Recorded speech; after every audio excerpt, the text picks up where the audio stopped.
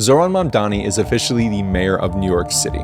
After being sworn in by Bernie Sanders, he stood on the steps of City Hall and spoke to over 40,000 people in 20-degree weather.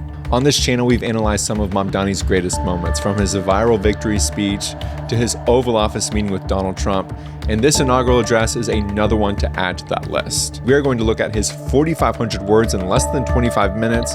It is a rhetorical masterclass, particularly with politics and a big moment. Let's see how he starts the speech. I stand before you, moved by the privilege of taking this sacred oath, humbled by the faith that you have placed in me, and honored to serve as either your 111th or 112th mayor of New York City. But I do not stand alone. I stand alongside you, the tens of thousands of you gathered here in Lower Manhattan, warmed against the January chill by the resurgent flame of hope. I stand alongside countless more New Yorkers watching from cramped kitchens in Flushing and barbershops in East New York, from cell phones propped against the dashboards of parked taxicabs at LaGuardia, from hospitals in Mott Haven and libraries in El Barrio that have too long known only neglect. I stand alongside construction workers in steel-toed boots and halal cart vendors whose knees ache from working all day. And every person who makes the choice day after day, even when it feels impossible, to call our city home. Mamdani starts the speech with recognition cues. This is something he's very good at. I've seen him do it multiple times. It's whenever a speaker mentions very specific details or situations or occupations or backgrounds, circumstances to where an audience member recognizes but also identifies with the speech. It gives the audience the number one thing they want. If you're ever speaking, the number one thing an audience wants is to feel seen, to know that the speaker knows who they're talking to. Yes, I feel seen with this. Watch what he's saying. Rather than just talking about New Yorkers, he talks about countless New Yorkers watching from cramped kitchens in Flushing, barbershops in East New York, cell phones propped up against dashboards of parked taxicabs at LaGuardia, hospitals in Mott Haven, libraries in El Barrio that have too long known only neglect. These aren't just random decorative details, right? These are identity anchors. If you're a New Yorker or if you know somebody who's from New York, then more than likely, maybe they resonate with some of that. And it's important because that makes them a part of the speech. Why is it important to make them a part of the speech? Because whenever people feel like, yes, I'm included here, they start evaluating less and they start listening more. And it also does two really important things for Mamdani. It makes the speech bigger than just him. Rather, it's New York now. New York is the main focus. And rather than him being the protagonist, New York is the protagonist. So if you disagree with the speech, like you disagree with New York, and he even opens it up to people who didn't agree with him, right? Like if you see, he says, I stand as resolutely alongside those who did not.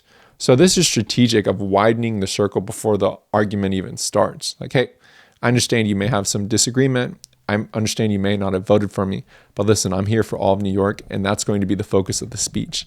New York, not Mamdani. And if you enjoy learning about communication, press the like button and subscribe to the channel so you don't miss any of my upcoming videos. New York belongs to all who live in it. Together, we will tell a new story of our city. This will not be a tale of one city governed only by the 1%, nor will it be a tale of two cities, the rich versus the poor. It will be a tale of 8.5 million cities, each of them a New Yorker with hopes and fears, each a universe, each of them woven together. The authors of this story will speak Pashto and Mandarin, Yiddish and Creole. They will pray in mosques, at shul, at church, at gurudwaras and mandirs and temples. And many will not pray at all. They will be Russian Jewish immigrants in Brighton Beach, Italians in Rossville, and Irish families in Woodhaven, many of whom came here with nothing but a dream of a better life, a dream which has withered away. They will be young people in cramped Marble Hill apartments where the walls shake when the subway passes. They will be black homeowners in St. Albans, whose homes represent a physical testament to triumph over decades of lesser paid labor and redlining. They will be Palestinian New Yorkers in Bay Ridge,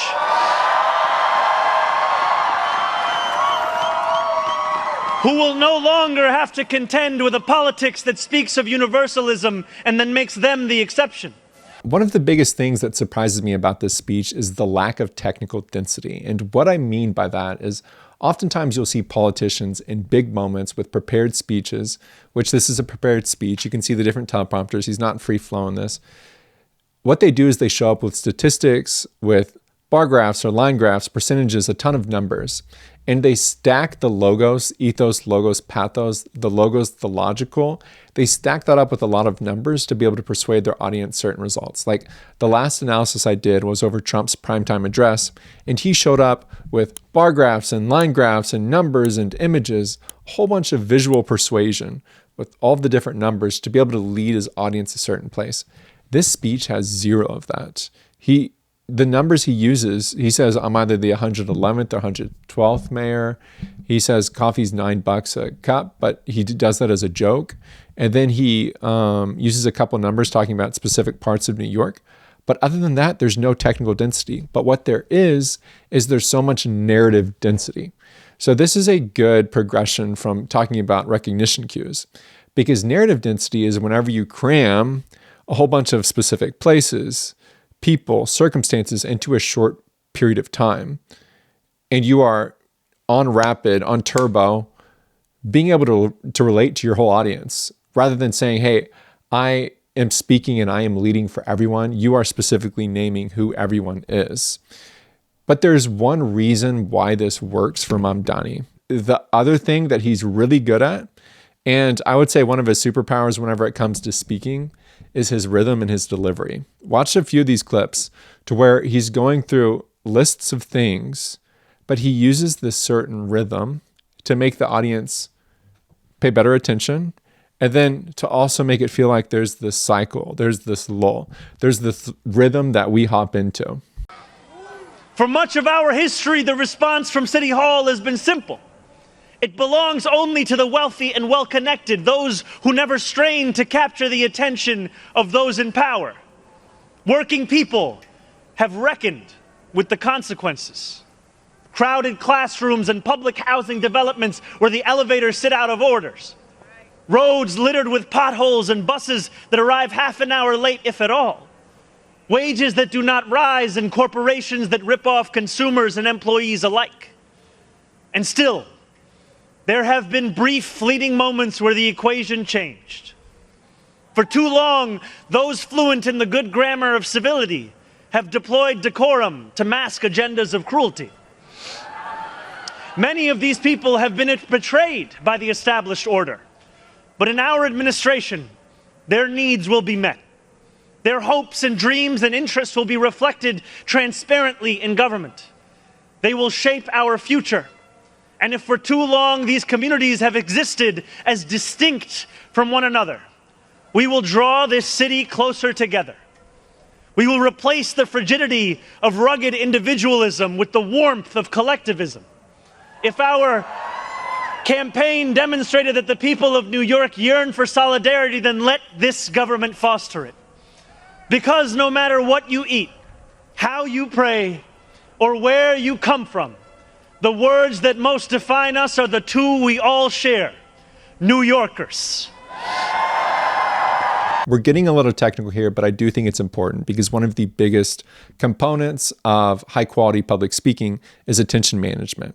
Can you keep your audience engaged? This is a 25-minute speech, 4,500 words with a ton of detail compressed in there, high narrative density. The way that Mamdani keeps his audience engaged is disciplined speaking. It's this rhythm. He's a very disciplined speaker. We talked about that in his Oval Office meeting with Trump, his ability to keep going back to his message regardless of what the circumstances were. This is another example of discipline, but a different expression of it. It's his rhythm. He uses these sentences. I'll show you an example, but they're long multi-clause sentences that rise, stack, and then resolve. So each clause adds energy, and then he deliberately can slow it down at the end of the sentence to land the point. So for instance, here's an example. So for much of our history, the response from City Hall has been simple. It belongs only to the wealthy and well-connected. So that's like the opening line. Working people have lived with the consequences: crowded classrooms, public housing elevators sitting out of order, pothole-ridden roads, buses that arrive half an hour late if at all, wages that fail to rise while corporations rip off consumers and employees alike. So that goes up and down, and then he pauses, and still there have been brief moments when the equation changed. He delivers it way better than me, but the clauses go up, and then he has that closing line, and that lands the point. So what this does is it gives him the control of not needing applause breaks. A lot of politicians show up and they need applause breaks. They say something, there's applause. They say something, there's applause. There's this natural progression. Well, in this speech, he doesn't need that applause break because he has this almost musical quality of, and I'm not trying to be hyperbolic here, but truly, like the paravocalics of speakers, how they use their pace and their pitch and their volume really helps us engage with the speech. And this is a great example of someone doing it because he has this rhythm, which does the punctuation of the speech. It makes the speech feel not as long, and it makes people still buy in. It also gives him the control of not needing applause breaks. We expect greatness from the cooks wielding 1,000 spices, from those who stride out onto our Broadway stages, and from our starting point guard at Madison Square Garden.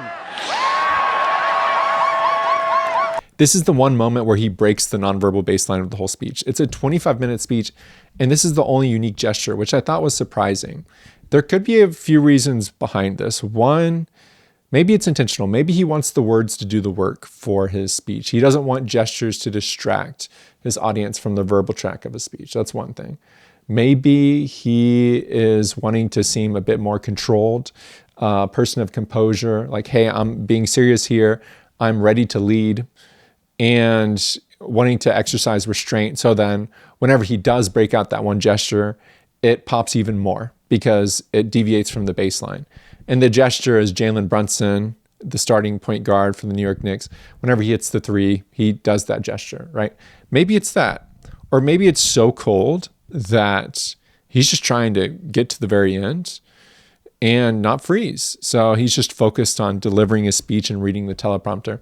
There could be a few different ways to read this. I just thought it was unique that throughout a 25-minute speech, there's only one unique gesture. I want to ask all of you, if you are able, whether you are here today or anywhere watching, to stand with me. I ask you to stand with us now and every day that follows. City Hall will not be able to deliver on our own.